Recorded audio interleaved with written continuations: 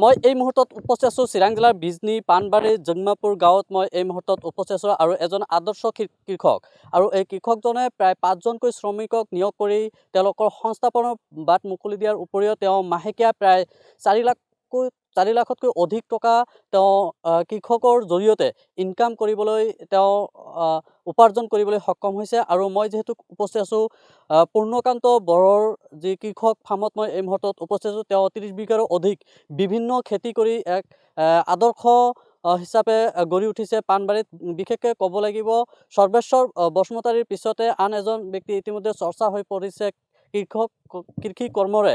এই অঞ্চলৰ 5জনকৈ যুৱক আৰু মহিলাক সংস্থাপনৰ বাট মুকলি কৰাৰ সংস্থাপনৰ এটা বাট মুকলি কৰি দিছে আৰু প্ৰায় মাহেকীয়া 4 পৰা 5 লাখ টকাৰ এক ইনকাম কৰাৰ চ'ৰ্চ তেওঁ হিচাপে লৈ কৃষকক এনেদৰে বিভিন্ন খেতি কৰি তেওঁ টকা উপাৰ্জন কৰা দেখিবলৈ পোৱা গৈছে। মই এই মুহূৰ্তত উপস্থিত আছোঁ তেওঁৰ এটা কল বাগানত আৰু কল বাগানত মই উপস্থিত আছোঁ আৰু কল বাগানৰ পৰিৱেশ মই দেখুৱাম। এয়া মোৰ সতীৰ্থ কেমেৰা পাৰ্চনে দেখুৱাব।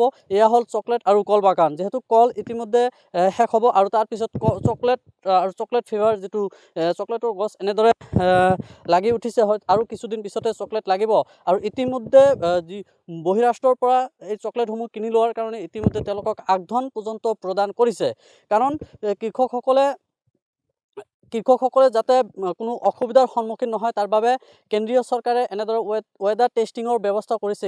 কেতিয়া কোন সময়ত পানী লাগিব বা পানী নালাগে সেইখিনি আগতীয়াকৈ যাতে তেওঁক মেছেজ দিব পাৰে তাৰ বাবেও কেন্দ্ৰীয় চৰকাৰে ব্যৱস্থা কৰিছে। আৰু যেহেতু মই পূৰ্ণকান্তৰ কৃষি ফাৰ্মত মই উপস্থিত আছোঁ আৰু এনেদৰে বৃহৎ এক খেতি পথাৰ আৰু সম্পূৰ্ণ কৃষি এই অঞ্চল এই বৃহৎ এলেকাটো পূৰ্ণকান্ত বড়োৰ প্ৰায় 30 বিঘাৰো অধিক তেওঁ ভূমি বিভিন্ন খেতি কৰি এনেদৰে মাহেকীয়া প্ৰায় 4 পৰা 5 লাখ টকা উপাৰ্জন কৰিবলৈ আজিৰ দিনত সক্ষম হৈছে। আৰু যেহেতু এনেদৰে বিভিন্ন খেতি কৰিছে আৰু মই পনে পূৰ্ণকান্ত বড়োৰ সৈতে কিছু কথা পাতিম তেওঁ কেনেদৰে এই খেতিসমূহ কৰিবলৈ সক্ষম হ'ল আৰু আগন্তুক দিনত কেনেধৰণৰ কি প্লেনিং আছে সমগ্ৰ বিষয়লৈ মই কিছু কথা পাতিম।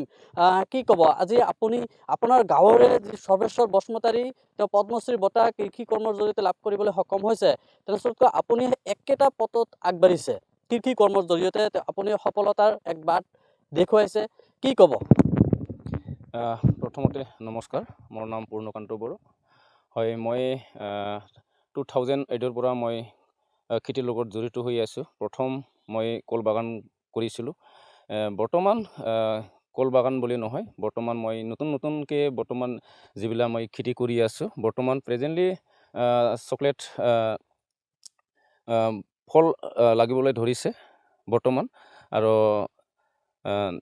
লগতে আৰু বিভিন্ন নতুন খেতি যিহেতু আৰু নতুন এটা আছে ভেনিলা, সেইটো ভেনিলা বিনছ, সেইটো মাৰ্কেটটো বহুত ভাল। আৰু মই সেইটো যিটো চকলেট আৰু ভেনিলা সেইটো মই কেৰেলাৰ পৰা আনিছোঁ। এতিয়া বৰ্তমান মই নিজে প্ৰডাকশ্যন অলৰেডি হৈ আছে, ভেনিলাও প্ৰডাকশ্যন হৈছে, লগতে কল বাগান আৰু অমিতা আছে। তাৰপিছত আপুনি নাৰ্চাৰীও দিছে আৰু কিমানজন শ্ৰমিকক নিয়োগ কৰিছে, তেওঁলোকৰ দৰমহাসমূহ কেনেদৰে উপাৰ্জন কৰিবলৈ সক্ষম হৈছে এই ক্ষেত্ৰত কি ক'ব? আৰু আগন্তুক দিনত কেনেধৰণৰ আপোনাৰ এই কৃষি কৰ্মক লৈ কেনেধৰণৰ পৰিকল্পনা আছে? যিটো মই নাৰ্চাৰী বনাই আছোঁ বৰ্তমান, এই নাৰ্চাৰীত মানে বহুত বেনিফিট আছে।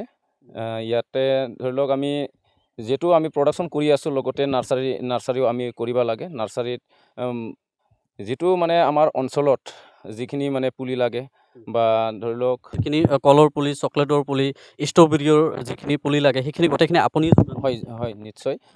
বৰ্তমান নাৰ্চাৰী ক্ষেত্ৰত কৃষকসকল উপকৃত হৈছে। হয় নিশ্চয়। বৰ্তমান নাৰ্চাৰীত আছে মোৰ cocoa chocolate nursery, vanilla, strawberry, কলৰ যিটো পুলি সেইবিলাক নাৰ্চাৰী মই বৰ্তমান কৰি আছোঁ।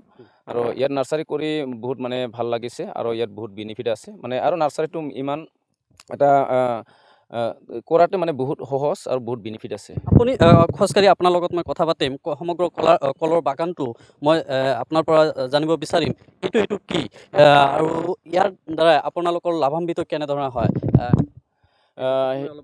সেইটো সোলাৰ ইডাৰ হয় ইয়াত যিটো মানে কল বাগানত মই লগাইছোঁ এইটো চেণ্ট্ৰেল গভৰ্ণমেণ্টৰ পৰা চেণ্ট্ৰেল গভৰ্ণমেণ্টৰ ফালৰ পৰা দিয়া হৈছে ইয়াত মোবাইল কানেকশ্যন আছে ইয়াত আমাৰ 24 ঘণ্টাৰ ভিতৰত কলত আমাৰ কিমান পানী লাগে পানী কম হৈছে না বেছি হৈছে আৰু কল খেতিত সাৰ কিমান লাগে সেইটো মেছেজটো পোৱা যায় আৰু আজিৰ দিনটোত কিমান হাৱা বতাহ কিমান আজিৰ দিনত আহিব সেইটো মানে এই সোলাৰ ৱেডাৰৰ দ্বাৰা আমি গম পোৱা যায় আৰু কি তাৰ বাবে আগতীয়াকৈ ব্যৱস্থাসমূহ লোৱা হয় ইয়াৰ দ্বাৰা আপুনি কিমানখিনি উপকৃত হৈছে হয় ইয়াত এইটো সোলাৰ ৱেডাৰটো লগোৱাৰ পিছত মানে বহুত ভাল লাগিছে মানে যিটো আমি মাটিত কি আছে কি নাই সেইটো আমি গম নাপাওঁ ইয়াৰ দ্বাৰাই যে যিখিনি মই মেছেজ পাই কিনে মই যে ইয়াত যে মই মেনেজ কৰিব পাৰিছোঁ ইয়াৰ কাৰণে মানে বহুত ভাল লাগিছে আৰু আগলৈ কি খেতি আছে আপোনাৰ পৰা মই জানিম যিহেতু বিশেষকৈ এই আপোনাৰ গাঁওখনৰ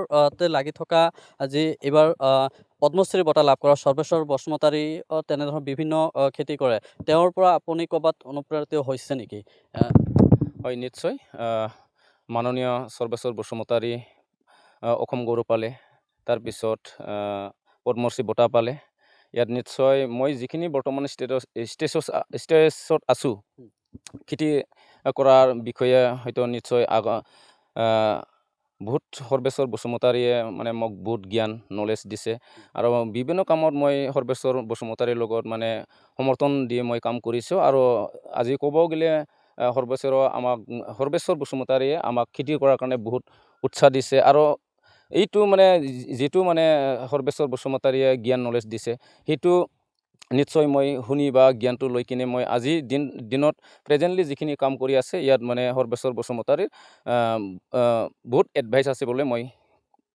আপুনি মাহত কিমান টকা আৰ্নিং কৰিব সক্ষম হৈছে যিহেতু আপুনি এজন শিক্ষিত যুৱক আপুনি এজন যিহেতু হাই ছেকেণ্ডাৰী উত্তীৰ্ণ হোৱাৰ পিছতে আপুনি কৃষক কৰ্মৰ লগত কিয় জড়িত হ'ব লগা হ'ল বিশেষকৈ BTRত বিভিন্ন সমস্যা আছে তাৰ ক্ষেত্ৰত আপুনি কিয় কৃষি কৰ্মৰ লগত জড়িত হ'ল এই ক্ষেত্ৰত আৰু কিবা প্লেনিং আছে নেকি কিমানখিনি উপাৰ্জন হৈ আছে যিহেতু ND24 দৰ্শকসকলে চাই আছে বহু যুৱকে বহিৰাজ্যলৈ বহিৰাষ্ট্ৰলৈ তেওঁলোকে কৰ্মৰ বাবে কামৰ বাবে যাব লগা হয় কিন্তু আপুনি যেনেদৰে এজন আদৰ্শ কৃষক আন যুৱকসকলৰ বাবে আদৰ্শ হৈছে যিহেতু আপুনি মাহেকীয়া প্ৰায় 4 পৰা 5 লাখ টকা ইনকাম কৰি আছে বুলি আমি জানিব পাৰিছোঁ এইটো কেনেদৰে সম্ভৱ হ'ল বা কি ক'ব এই যুৱকসকলক ND24 দৰ্শকসকলক কি ক'ব হয় নিশ্চয় মই যেতিয়া কলেজ পঢ়ি আছিলোঁ তেতিয়াও মই খেতিৰ লগত জড়িত হৈ আছোঁ আগতে মই প্ৰথম মোৰ টাৰ্গেটটো বা প্লেনিংটো আছিলে মই ডিফেন্সত বহুত ট্ৰাই কৰিছিলোঁ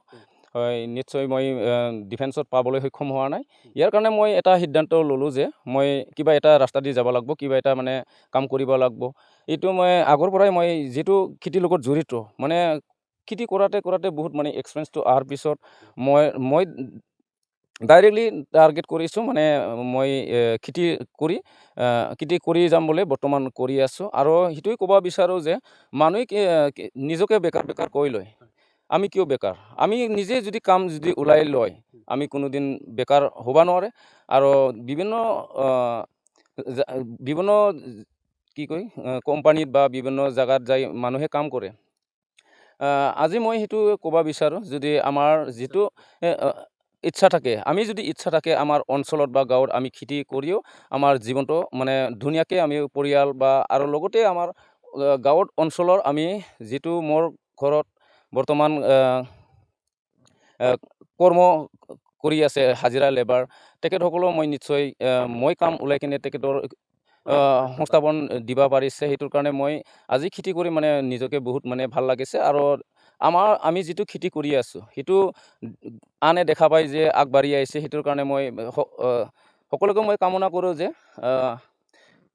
খালি ছাৰ্ভিচ বুলিয়ে নহয় চাকৰি বুলিয়ে নহয় আমি খেতি কৰিও আমি যে নিজে একজন ষ্টেণ্ড হ'ব পাৰে সেইটো মই ক'ব পাৰে আৰু কি আপোনাৰ আজিৰ দিনত ইনকামটো মই জানিব বিচাৰিছোঁ কিমানকৈ আহি আছে যিহেতু জানিব বিচাৰিব মানে বহুতে কয় কৃষি কৰ্মৰ লগত কোনো পইচা নাই তেওঁলোকে আধাতে কৃষি কৰ্মসমূহ এৰি দিয়ে তেওঁলোকে লছ সদায় মানে তেওঁলোকে লোকচানৰ কথা কয় তেনেস্থলত আপুনি এটা ধাৰণা দিব নেকি যে কিমানকৈ আহি আছে আপোনাৰ জানিব যিহেতু এটা ধাৰণা জানিব বিচাৰিছোঁ কিমান টকাকৈ আপুনি আজিৰ দিনত এটা ইনকাম আহি আছে তাৰ মাজত আপুনি যিহেতু খৰচো আছে যিসমূহ যুৱকসকলক ইয়াতে সংস্থাপনৰ বাট এটা দেখুৱাইছে এই ক্ষেত্ৰত আপুনি এটা ক'ব নেকি?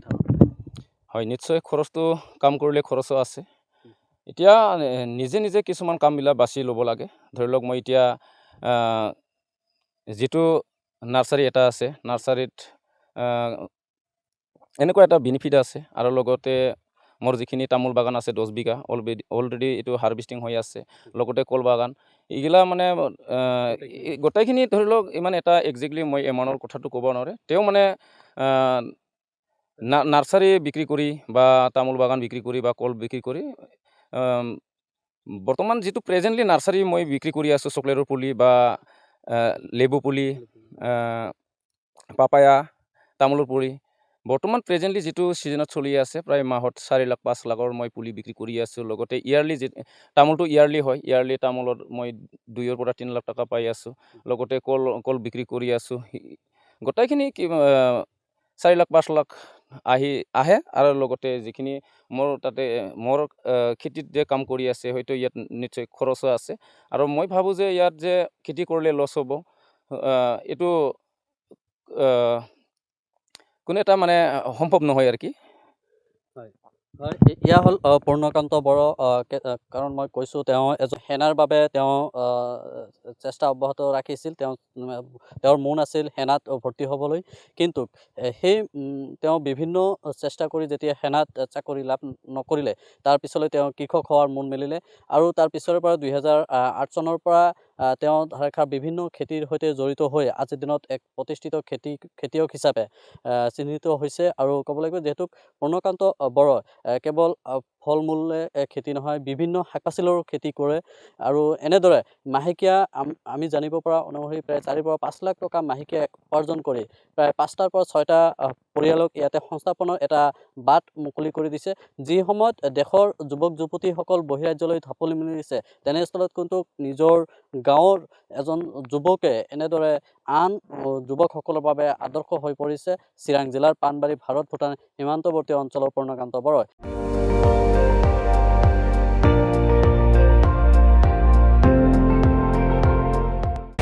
আপুনি চাই আছে ND24, সৰ্বশ্ৰেষ্ঠ নহয় সৰ্বোত্তমৰ দৌৰ।